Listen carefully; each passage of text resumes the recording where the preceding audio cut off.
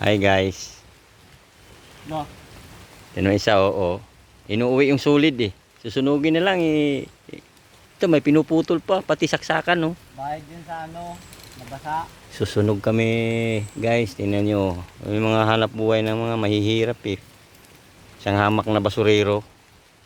Dito kami sa pinakamasukal na gubat. Ayun o, tingnan nyo oh. Puro kawayan yan oh. Sa Mount Everest, no? Oh. Parang may aswang dito ah. Bagay, mga mukha naman kaming aswang. Lakas ng usok oh guys oh. Batay ang kawayan, sunog. Ah, di ba? Stop, ano natin to, walay natin to.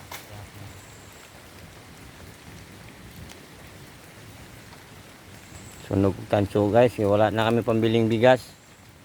Sana mag-like at mag-subscribe naman kayo sa YouTube channel ko. Mga followers ko dyan. I-follow naman yung video ko guys. Maraming salamat sa muling pagkikita. Shout out na nga lang pala sa mga nanonood sa video ko. Simple lang to pero rock. Dati kami badyo, nagbagong buhay lang. Oh, dito kami sa gitna ng ano to eh, kawayan eh. Oh. May gitna kami, puro kawayan na nakapaligid eh. Nakapaligid yan siya guys.